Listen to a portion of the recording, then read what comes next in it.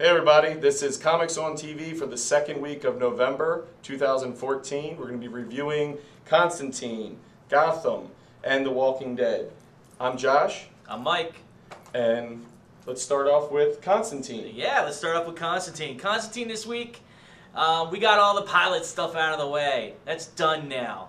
Zed's part of the team. Chaz is like, she's got power. She's got power. And Constantine's like, dancing around in blood and, starting to learn new things. Chaz is a Zed fan. Yeah. And Chaz is like, what is he doing? He goes, he's learning a new spell. We find out that every new spell that Constantine uses, he actually loses some of his mortality. Yeah. So he's willing to give his life to this cause. This week it was Villain of the Week. Not much of note here. It's really not. It was just kind of like, we have a record that kills people, and Papa Midnight wants it, and Constantine likes the Sex Pistols. Oh my God, that part was amazing. Like, there's your best part of the episode. It really was. He puts the music in his ears. He runs in there. He breaks loose. But man, hearing the Sex Pistols, I am an Antichrist. It was just awesome. But honestly, that's it. I'm done with Constantine.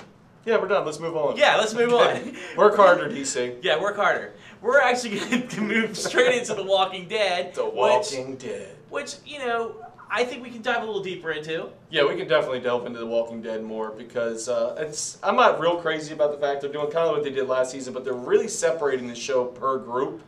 And I don't know if that's the best thing right now. I mean, you do get to get a little bit of Abraham's backstory, although they don't really tell you why that was, because there's a lot more to Abraham's story. And that's kind of hurt me. And I want to spoil a little comic book stuff for you, only because it wasn't in the show. And, sometimes there's differences. But the backstory with him in that grocery store and these guys and everything, he was with a group, and they raped his wife. And he killed every single one of them, and vengeance happened. And so you can see why the man's beating somebody down with like a can of peas or whatever it was. Yeah, his wife couldn't take it. She took the kids and instantaneously died because they were going to survive long without Abraham the Powerful. So Abraham, jeez, he's like a juggernaut. They're cutting him around a lot. They're not cutting around a lot, I should say. I mean, they're basically taking it's one group each of these episodes. You had Beth last week. Yeah. Now you got Abraham and Glenn and Eugene.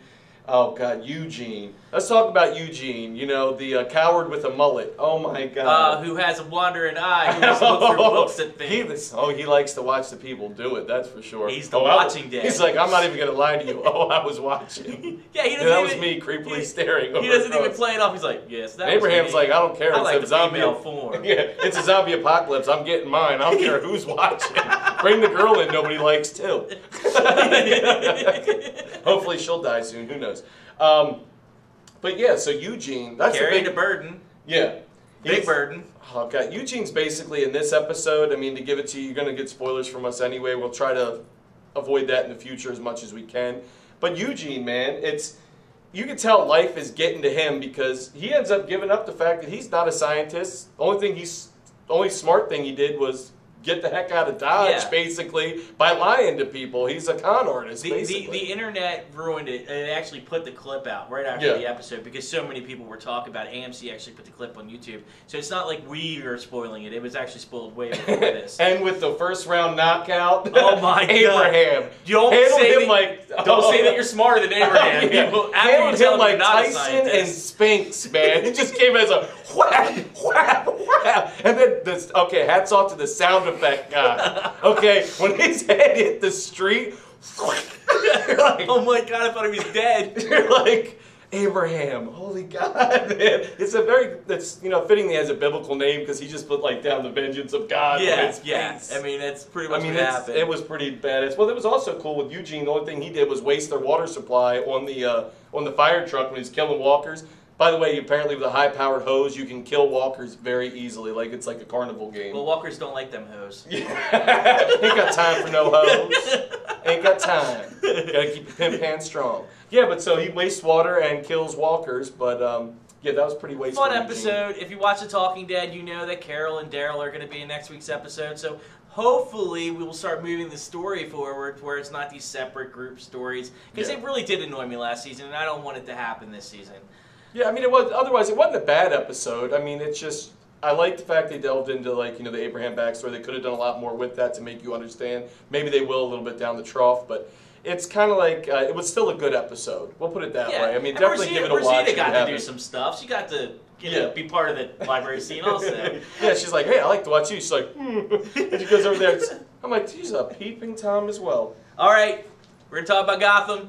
You know I love Gotham. I'm gonna interrupt because I'm gonna talk about it. All kinds of things are happening. You got Catwoman coming back. You got Black Mask. I mean, they didn't call him the Black Mask. His name's Mr. Sionis or whatever. But time out. I can already see where you're going. It's a little long-winded. He tends to get long-winded. I like this. This review needs to be a little shorter.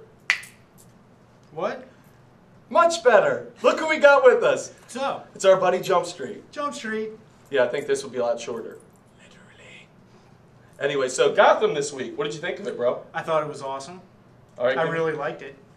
Give us your opinion totally of what happened in Gotham this week. Check this out. This episode this week is unbelievable because not does it only show you how badass Jim Gordon actually is, it introduces some new characters from the pantheon of villains associated with the Bat universe. Yeah, because Jim ain't taking no crap anymore. He ain't taking off nobody. He don't care. He's like, cops ditched him. He's like, you guys, yeah, it's going to come back on you because I ain't got your back so much that now I'm going to do everything myself. Your contacts are at risk, everything, because nobody's untouchable for Jim Gordon this week. Right, and what's really nice is they tie that up with Bullock coming around again towards the end of the episode because when Jim needs help, he calls everybody out. And actually people stand up and deliver, which is nice to see because where there's no hope in Gotham, which is alluded to in the episode, Jim Gordon is now becoming that hope. Yeah. So, Jim Gordon's the hope. And even though it happens towards the end of the episode, let's just talk about Bruce Wayne for a second. I mean, the man goes, he goes to the prep school he's got to go to.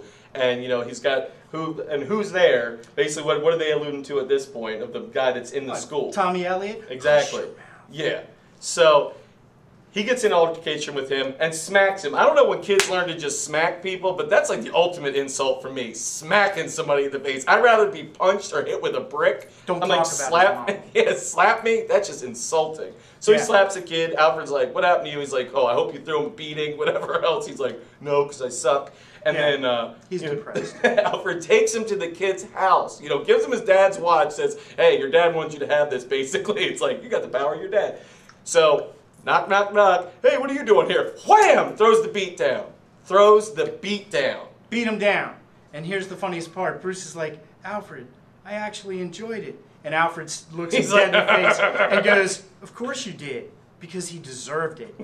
Not only is Jim Gordon the badass of this episode, I just learned something important. Alfred.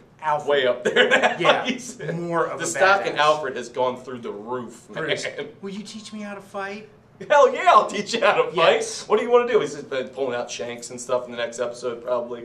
Oh, it's going to be awesome. Penguin. Again, Penguin is so on par, man. He just keeps delivering every week. Stealing gifts for people. Oh, yeah. Getting stabbed in the hand. And he's become such a badass that it's like, even when he gets stabbed in the hand by Fish Mooney, when he goes to give her this brooch he stole from a chick, he's just like, nope, nobody move. I got this. Yeah, we're going to stand here with my hand bleeding and stuff.